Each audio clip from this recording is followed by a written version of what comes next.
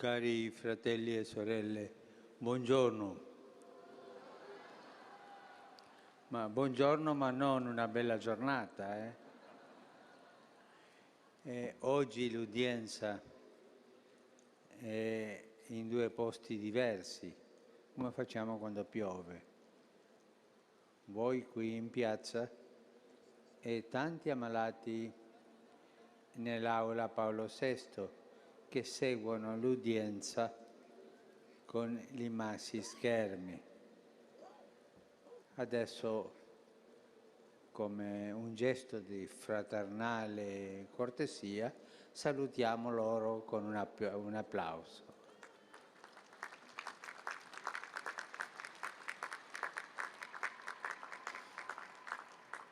Non è facile applaudire con l'ombrella in mano. E nel nostro cammino di catechesi sulla famiglia, oggi è una tappa un po' speciale. Sarà una sosta di preghiera. Il 25 marzo, infatti, nella Chiesa celebriamo solennemente l'Annunciazione, inizio del mistero dell'Incarnazione. L'Arcangelo Gabriele visita l'umile ragazza di Nazareth e le annuncia che concepirà e partorirà il Figlio di Dio. Con questo annuncio il Signore illumina e rafforza la fede di Maria, come poi farà anche per il suo sposo Giuseppe, affinché Gesù possa nascere in una famiglia umana. Questo è molto bello, ci mostra quanto profondamente il mistero dell'incarnazione, così come Dio l'ha voluto, comprenda non soltanto il concepimento nel grembo della madre, ma anche l'accoglienza in una vera famiglia. Oggi vorrei contemplare con voi la bellezza di questo legame.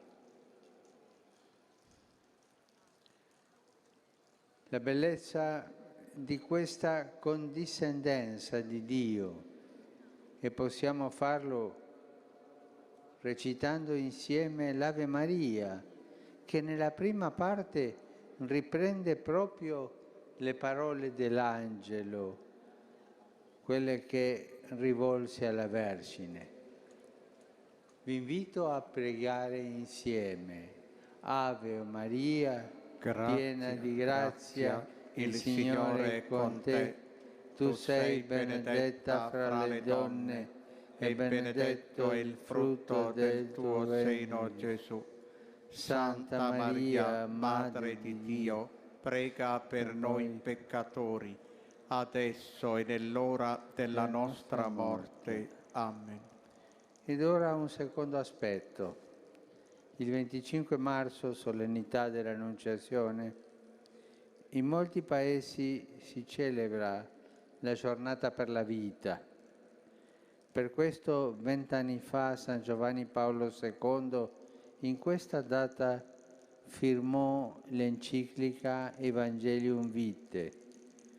Per ricordare tale anniversario, oggi sono presenti in piazza molti aderenti al Movimento per la Vita.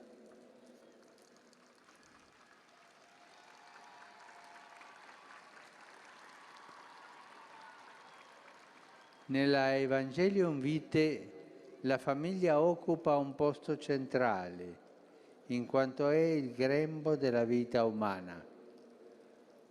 La parola del mio venerato predecessore ci ricorda che la coppia umana è stata benedetta da Dio fin dal principio per formare una comunità di amore e di vita, a cui è affidata la missione della procreazione.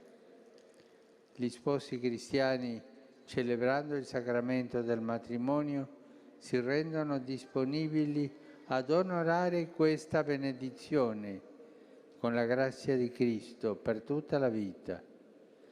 La Chiesa, da parte sua, si impegna solennemente a prendersi cura della famiglia che ne nasce, come dono di Dio per la sua stessa vita, nella buona e nella cattiva sorte.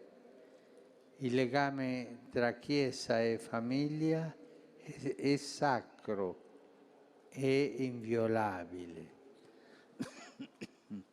La Chiesa come madre non abbandona mai la famiglia, anche quando essa è avvilita, ferita e in tanti modi mortificata.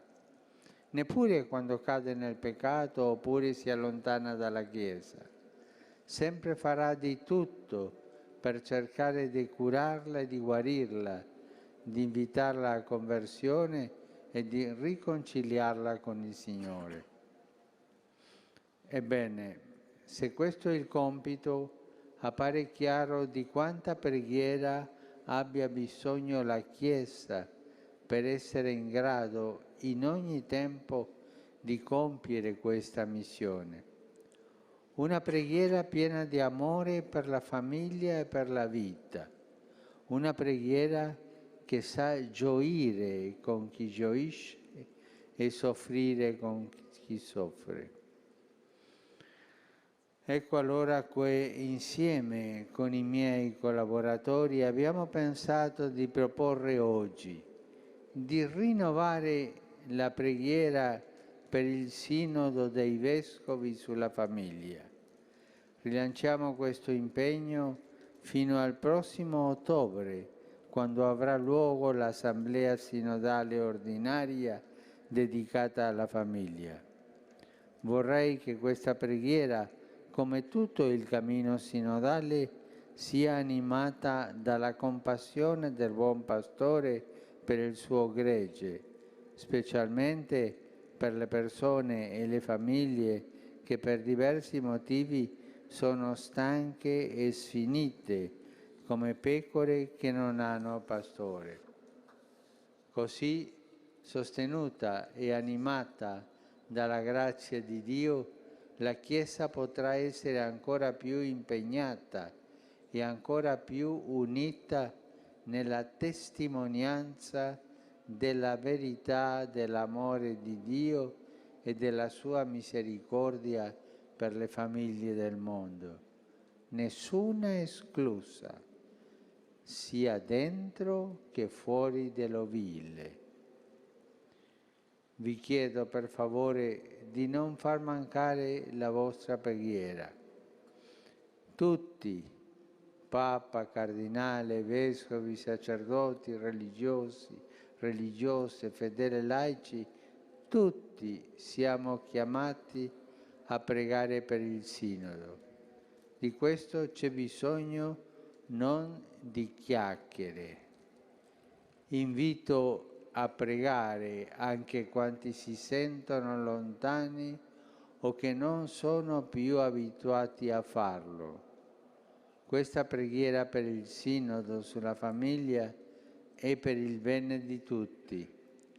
So che stamattina vi è stata data su un'immaginetta e che l'avete tra le mani. Forse sarà un po' bagnata. Vi invito a conservarla e a portarla con voi, così nei prossimi mesi possiate recitarla spesso con santa insistenza, come ci ha chiesto Gesù. Ora la recitiamo insieme. Gesù, Maria e Giuseppe, in voi contempliamo lo splendore dell'amore vero. A voi con fiducia ci rivolgiamo. Santa Famiglia di Nazareth, rendi anche le nostre famiglie luoghi di comunione e cenacoli di preghiera, autentiche scuole del Vangelo e piccole chiese domestiche. Santa Famiglia di Nazareth, mai più nelle famiglie si faccia esperienza di violenza, chiusura e divisione. Chiunque è stato ferito o scandalizzato, conosca presto consolazione e guarigione. Santa Famiglia di Nazareth, il prossimo Sinodo dei Vescovi possa ridestare in tutti la consapevolezza del carattere sacro e inviolabile della famiglia, la sua bellezza nel progetto di Dio. Gesù, Maria e Giuseppe, ascoltate ed esaudite la nostra supplica. Amen.